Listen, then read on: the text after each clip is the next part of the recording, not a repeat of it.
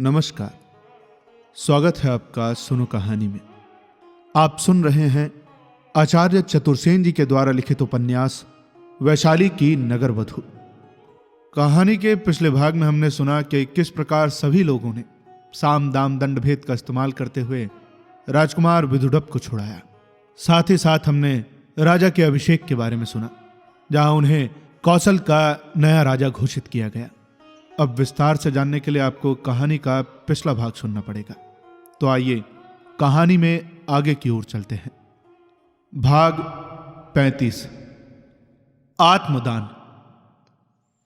राजमहाले के एक सुसज्जित कक्ष में सोमप्रभ शैया पर पड़े थे। उनके घाव अब भर गए थे, परंतु दुर्बलता अभी थी। कुंडनी उनकी शैया के निकट चुपचाप बैठी थी। शंभ कक्ष के कोने में बैठा स्वामी को चुपचाप देख रहा था। सोम किसी गंभीर चिंतना से व्याकुल थे। उनकी चिंतना का गहन विषय था कि राजनंदिनी चंद्रप्रभा को ले जाकर कहां रखा जाए। वे उससे विवाह करने के अधिकारी भी हैं या नहीं? क्या उन जैसे अज्ञात कुलशील व्यक्ति का इतने बड़े राज्य के अधिपति की पुत्री से विवाह करना समुचित होगा? विशेषकर उस दशा में जबकि वही राजकुमारी के पिता के हंता, उनके राज्य के हर्ता और राजनंदिनी की विपत्ति के आधार थे। उन्हें क्या राजकुमारी की अवश्य अवस्था और परिस्थिति से ऐसा अनुचित लाभ उठाना चाहिए? यदि ये परिस्थिति न उत्पन्न हो जाती तो क्या चंपा राजनंदिनी उन्हें प्राप्त हो सकती थी? क्या स्वार्थवश उन्हें राजनंदिनी का अहित करना उचित है? यही सब विचार थे जो उन्हें उद्विग्न और विचलित कर रहे थे। इसी समय महाश्रमण भगवान महावीर वहां आ उपस्थित हुए। कुंडनी ने आसन पर बैठकर उनका अभिवादन किया। श्रमण महावीर ने कहा, भद्र सोमप्रभ, मैं तेरे ही लिए आया हूं। अपने सुख को देख, पुण्य को देख, मल रहित हो। पुत्र, ये शरीर बहुमलों का घर है। इसमें काम है, क्रोध है, लोभ है, मोह है, इष्णाएं हैं। सुपुत्र, ये समुद्र के समान है। समुद्र में 8 अद्भुत गुण हैं। इसी से असुर महासमुद्र में अभिरमण करते हैं। वो क्रमशः निम्न, क्रमशः प्रवण, क्रमशः प्रारंभार होता है। वो स्थिर धर्म है, किनारे को नहीं छोड़ता।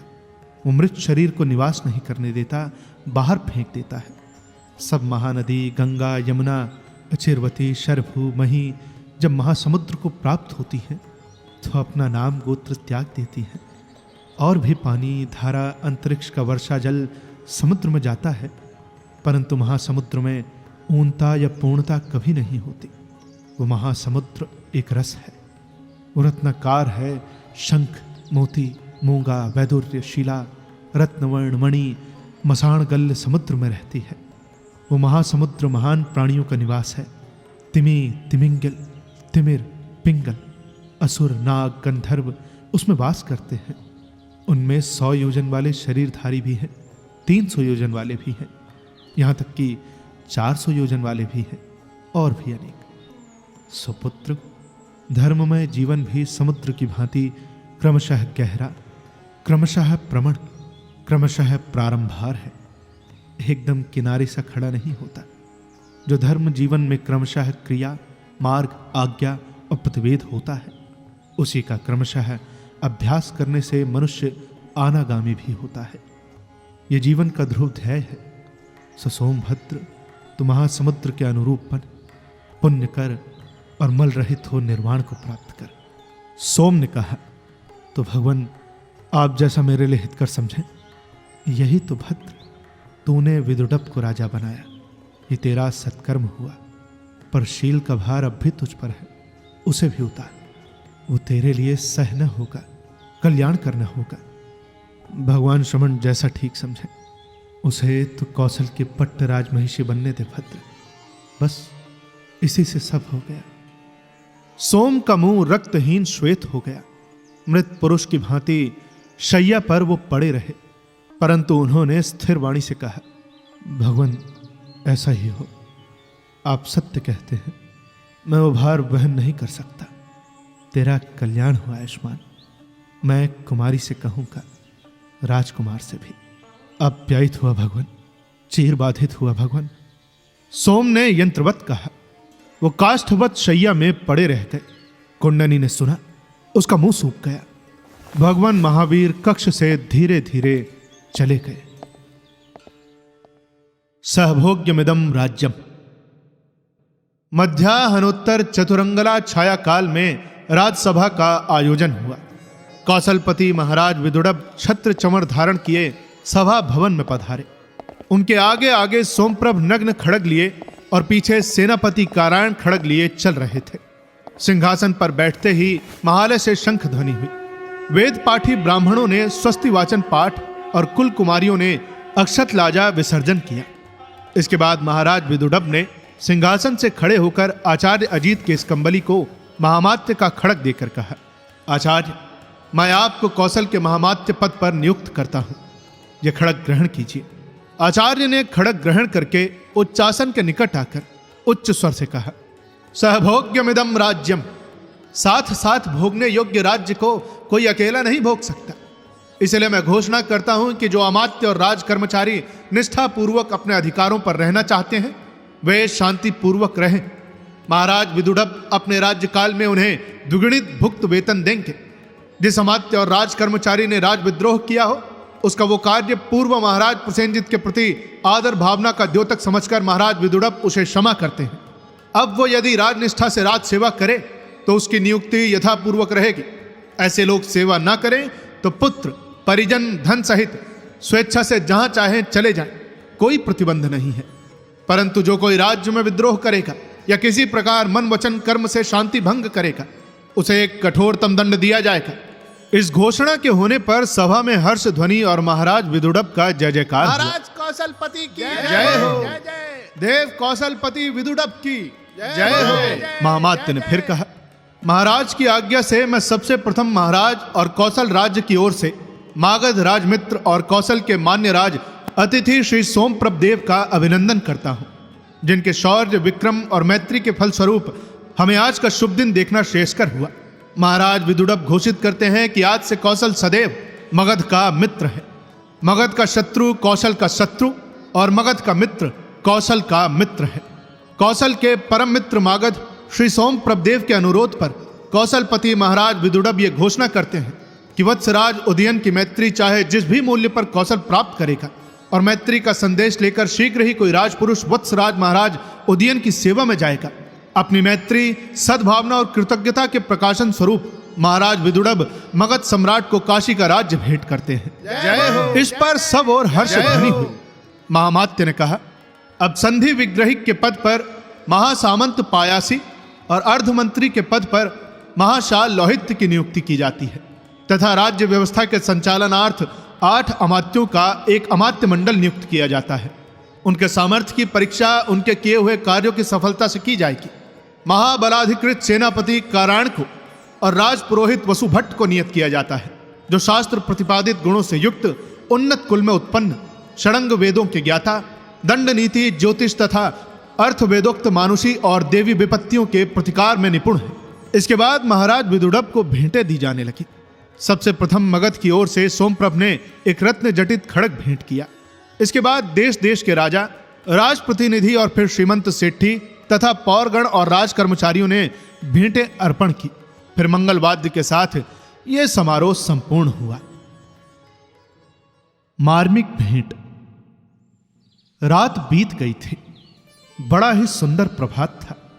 रात भर सो चुकने के बाद अब सोम का मन बहुत हल्का था, पर गहन चिंतना से उनका ललाट सिकुड़ रहा था। भविष्य के संबंध में नहीं, बीते हुए गिनती के दिनों के संबंध में। भाग्य ने उन्हें कैसे खेल खिलाए थे। खिड़की से छनकर प्रभात का क्षीण प्रकाश उनकी शैया पर आलोक की रेखाएं खींच रहा था और वो सुदूर नीलाकाश में टकटकी बांधे मंद स्मित कर रहे थे। शंभ उनके पैरों के पास चुपचाप बैठा था। बहुत सा रक्त निकल जाने से उनका घनश्याम वर्ण मुख विवर्ण हो रहा था। फिर भी वो अपने स्वामी के चिंतन से सिकड़े हुए ललाट को देख देख मन ही मन उद्विग्न हो रहा था। इसी समय जीवक कुमार भृत्य ने आकर कहा, महाराजाधिराज अभी आपको देखना चाहते हैं बंते सेनापति। सोम तुरंत तैयार हो गए। मुंह से उन्होंने एक शब्द भी नहीं कहा। विदुड़ब एक छोटी शैया पर लेटे हुए थे। सोम ने शैया के निकट पहुंचकर कहा, अब देव कौशलपति का मैं और क्या प्रिय कर सकता हूं। विदुड़ब अब भी बहुत दुर्बल थे। उन्होंने स्निग्ध दृष्टि से सोम की ओर देखा और दोनों हाथ उनकी ओर पसार कर धीमे स्वर से कहा, मित्र सोम, अधिक कहने के योग्य नहीं हूं, परंतु मित्र, कौशल का यह राज्य तुम्हारा ही है। सुनकर सुखी हुआ महाराज। मेरी अकिंचन सेवाएं कौशल और कौशलपति के लिए सदा प्रस्तुत रहेंगी।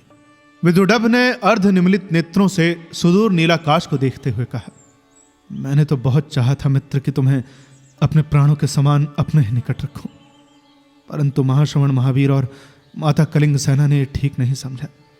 मित्र, राजनीति ही तुमसे मेरा विछोह कराती है, और भी बहुत कुछ महाराज, परंतु राजनीति मानव जनपद की चरम व्यवस्था है, उसके लिए हमें त्याग करना ही होगा। सो मैं प्राणाधिक मित्र को त्याग रहा हूं व्यास। विदुडभ की आंखों में आंसू भर आए और उन्होंने तनिक उठकर सोम को अंक में भर लिया। सोम के होठ भी कुछ कहने को फड़के, परंतु मुंह से शब्द नहीं निकले। उन्होंने कांपते हाथ से विदुडभ का हाथ पकड़कर कहा, कामना करता हूं कि महाराज सुखी हो, समृद्ध हो। अच्छा, अब मैं चला महाराज, कौशल को सब कुछ देकर मित्र। विदुडभ हठात शैया से उठ खड़े हुए, परंतु जीवक ने उन्हें पकड़कर शैया पर लिटाकर कहा, शांत हो देव, बनते सेनापति फिर आएंगे। सोम ने क्षण भर रुककर विदुडभ की ओर देखे बिना ही वहां से प्रस्थान किया। चीर विदा। उन्होंने चिनांशुक धारण किया था, जिसके किनारों पर लाल लहरिया टंका था। कंठ में मज्जवल मोतियों की माला थी, जिसकी आभा ने उनकी कंभु ग्रीवा और वक्ष को आलोकित कर रखा था। कपोलों पर लोध्र रेणु से संस्कार किया था और शालक्तक पैरों में कुसुम स्तवक ग्रंथित उपानह थे। अंशुकांत से बाहर निकले हुए उनके अनावृत मृदुल युगल बाहु मृणाल नाल की शोभा धारण कर रहे थे। प्रबाल के समान अरुणाभ उत्फुल अधरोष्ठों के बीच हिरक सी आभा वाली उज्ज्वल धवल दंत पंक्ति देखते ही बनती थी। गंड स्थल की रक्ताभ कांति मध्यापूरित स्फटिक चषक की शोभा को लज्जित कर रहे थे। उज्ज्वल उन्नत ललाट पर उन्होंने मनःशीला की जो लाल श्री अंकित की थी, उस स्वर्ण दीप में जलती दीप शिखा से दिख रही थी। अंश स्थलों में लगा लोध्र रेणु उसके माणिक्य कुंडलों पर एक धूमिल आवरण सा डाल रहा था। उनके लोचनों से एक अद्भुत मदधारा प्रवाहित हो रही थी। उनके सघन कृष्ण केश राशि पर गुंथे हुए बड़े बड़े मौक्तिकों की शोभा सुनील आकाश में जगमगाते तारों की छवि धारण कर रही थी।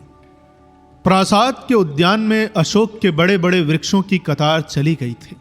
उनके नवीन लंबे अनिदार गहरे हरे रंग के पत्तों के बीच खिले लाल फूल बड़े सुहावने लग रहे थे। उसी वृक्षावली के बीच लता कुंज था। कुंज के चारों ओर माधवी लता फैली हुई थी। उसी लता कुंज में वो तन्मय हो एक चित्र बना रहे थे। उनका कंचुक बंधन शिथिल हो गया था। भावावेश से उनका ध्वास आवेगित था।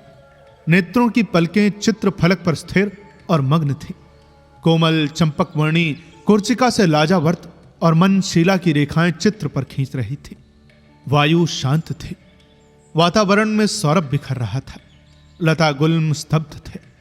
वो यत्न से चित्र पर अंतिम स्पर्श दे रहे थे। सारा चित्र एक वस्त्र खंड से ढका था। सोम के आने की आहट उन्हें नहीं मिली। वो दबे पांव उनके पीछे जाकर खड़े हो गए। चित्र को पूरा करके उन्होंने उस पर का आवरण उठाया। एक बूंद अश्रु चित्र पर गिर पड़ा। उस दिन वसंत का वो प्रभात लाल लाल लावण्य स्नोत से प्लावित हो अनुराग सागर की तरह तरंगों में डूबता उतरता दिख रहा था। चित्र सोमप्रभ का था। सोम ने आगे बढ़कर कांपते स्वर में कहा, शील। वो चौंक उठी। उन्होंने बड़ी बड़ी पलकें उठाकर सोम को देखा। लज्जा से उनका मुख झेंप गया। दोनों हाथ निढाल से होकर नीचे को लटक गए। सोम ने घुटनों के बल बैठकर राजनंदिनी के दोनों हाथ अपने हाथों में लेकर अवरुद्ध कंठ से फिर कहा, शील। राजकुमारी ने बड़ी बड़ी भारी पलकें उठाकर सोम को देखा और असंयत भाव से कहा, सोम, प्रिय दर्शन, तुम आहत हो, बैठ जाओ। तो तुमने मुझे क्षमा कर दिया शील। मैं जानता था कि तुम मुझे अवश्य क्षमा कर दोगे, परंतु शील प्रिय, अपने को मैं कभी नहीं क्षमा करूंगा, कभी नहीं। वो सब तुम्हें करना पड़ा सोमभद्र, किंतु प्रिय, मैंने जिस दिन प्रथम तुम्हें देखा था, अपना हृदय तुम्हें दे दिया था। मैंने प्राणों से भी अधिक तुम्हें प्यार किया। तुम मेरे शुद्राशय को नहीं जानते। मेरा निश्चय था कि विदुरभ राजकुमार को बंदी गृह में मरने दिया जाए, कौशल राजवंश का अंत ही हो, और अज्ञात कुलशील सोम कौशलपति बनकर तुम्हें कौशल पट्टराज महिषी पद पर अभिषिक्त करे। सब कुछ अनुकूल था, एक भी बाधा नहीं थी। मैं जानती हूँ प्रियदर्शन, पर तुमने वही किया जो तुम्हें करना योग्य था। किंतु अब मुझे जाना होगा प्रिय। तो मैं भी तुम्हारे साथ हूँ प्रिय। नहीं शील, ऐसा नहीं हो सकता।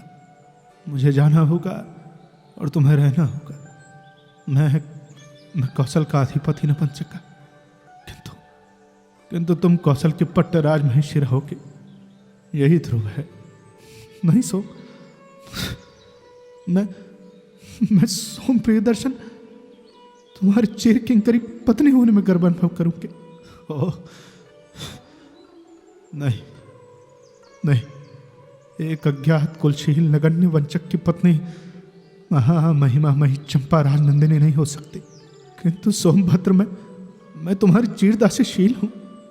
मैं तुम्हें आप्यायित करूंगी अपनी सेवा से, सानिध्य से, निष्ठा से, और तुम अपना प्रेम प्रसाद देकर मुझे अपूर्यमान करना। मेरे प्रत्येक रोमकूप का संपूर्ण प्रेम, मेरे शरीर का प्रत्येक रक्त बिंदु, मेरे जीवन का प्रत्येक श्वास असमाप्ति तक तुम्हारा ही है शील। पर यह नहीं हो सकता। तुम्हें कौशल की पट्टराज महिषी बनना होगा। मैं तुम्हें प्यार करती हूँ सोम, केवल तुम्हें, और मैं भी तुम्हें प्राणाधिक शील। किंतु पृथ्वी पर प्यार ही सब कुछ नहीं है। सोचो तो, यदि प्यार की ही बात होती तो मैं विदुरभ का क्यों उद्धार करता? क्यों अपने हाथों उसके सिर पर कौशल का राज मुकुट रखकर कौशलेश्वर कहकर अभिवादन करता? प्रिय चारुशील है, निष्ठा और कर्तव्य मानव जीवन का चरम उत्कर्ष है। मैंने उसी को निभाया। अब तुम मुझे सहारा दो। सोम ने कुमारी के चरण तल में बैठकर उसके दोनों हाथ अपने नेत्रों से लगा लिए। कुमारी कटे वृक्ष की भांति उनके ऊपर गिर गई।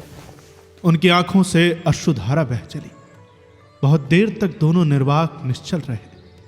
फिर कुमारी ने उठकर धीरे से, जैसे मरता हुआ मनुष्य बोलता है, कहा, मैं जानती थी तुम यही करोगे सो प्रियदर्शन, किंतु मेरे प्रत्येक रूम में तुम्हारा वास है और आजीवन रहेगा।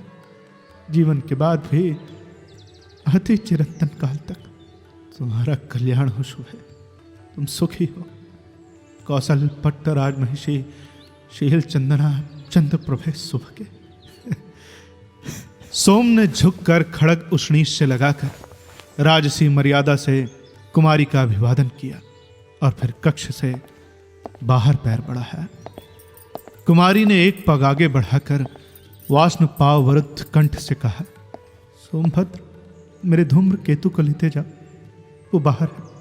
उसे तुम पशु मत समझना और मेरी भांति प्यार करना। ऐसा ही होगा शील। तुम्हारा ये प्रेम उपहार मेरे जीवन का बहुत बड़ा सहारा होगा। फिर सोम एक क्षण को भी न रुके। लंबे लंबे पैर बढ़ाते हुए प्रासाद के बाहरी प्रांगण में आ खड़े हुए। वहां कुंडनी और शंभ उनकी प्रतीक्षा में खड़े थे। उन्होंने धूम्र केतु पर प्यार की एक थपकी दी। फिर कुंडनी की ओर देखकर बिना मुस्कुराए और एक शब्द भी बोले तीनों प्राणियों ने उसी क्षण वैशाली के राजपथ पर अश्व छोड़ दिए। अब कहानी में आगे क्या होता है, ये जानने के लिए आपको इंतजार करना पड़ेगा इसके अगले भाग का। जल्द ही मिलेंगे इसके अगले भाग के साथ। तब तक के लिए सुनते रहिए सुनो कहानी की अन्य कहानियां और अपना ख्याल रखिए। धन्यवाद।